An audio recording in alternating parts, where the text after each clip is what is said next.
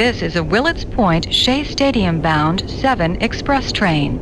The next and last stop is Willets Point, Shea Stadium. How do the Mets close the gap on the Los Angeles Dodgers? It's close.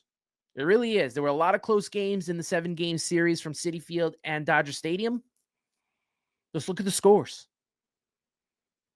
The Mets went 4-3. They won the season series against the Dodgers, which means if they ever ended up in a tie, probably would get home field advantage in the postseason.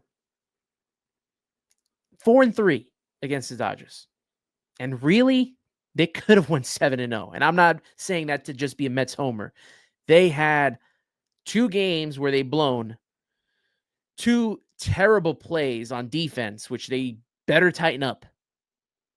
Because when you play the Dodgers and you give them extra outs, they come up with big hits.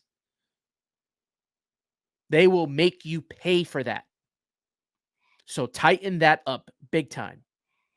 The play with Nimmo in left field where you couldn't find the ball to end the game in extras. The Brett Beatty throwing home and double pumping.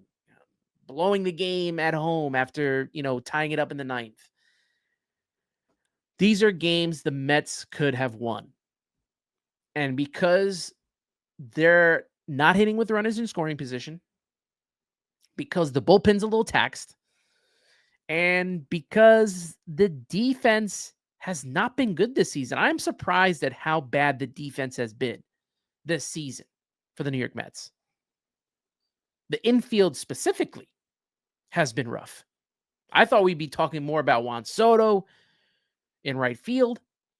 It's been the defense in the infield that has struggled. Pete Alonso, Brett Beatty. Pete Alonso just throwing to first. Brett Beatty throwing home. Both of them throwing home. Anytime I see these guys throw home, I don't care who it is that's in the infield. I'm nervous. I am absolutely nervous.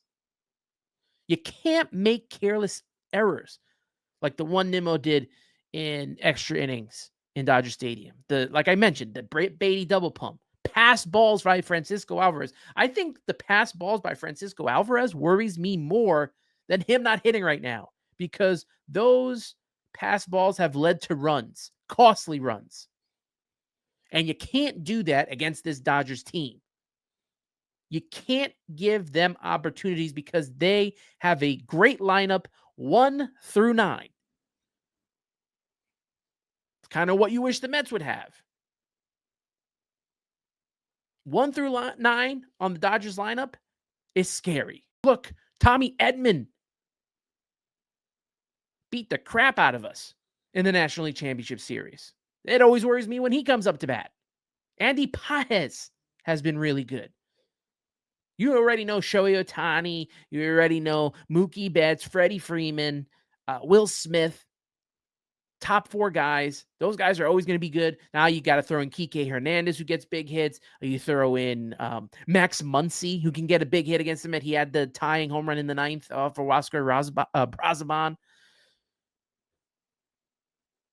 The 1 through 9 for this Dodgers team is so lethal. You better make sure that you do not have any of these type of errors. And if you go to what failed this team in the playoffs last season in the NLCS against the Dodgers, obviously the starting pitchers were out of gas, right? Sean Manaea was spent by the time we got to Game 6. And the bullpen was not good. The bullpen was not good. When Edwin Diaz has to come in the 6th inning because the rest of the bullpen can't do their job, that is a problem. And we haven't had to see that this season. He was getting ready to come into the 8th, but then the Mets scored some runs and didn't need him. You need more than Edwin Diaz and Ryan Stanek, who were the 2 guys that were getting the big outs in the NLCS. You need more than them to be a part of this. The walks hurt. Dodgers capitalize, right? Careless errors. Dodgers capitalize. You can now, and I forgot. Even Michael Conforto, who had the big hit in the Mets loss, He can get a big hit every so often. So the Mets have to stop with the careless errors, the walks as well, because the Dodgers are going to make you pay.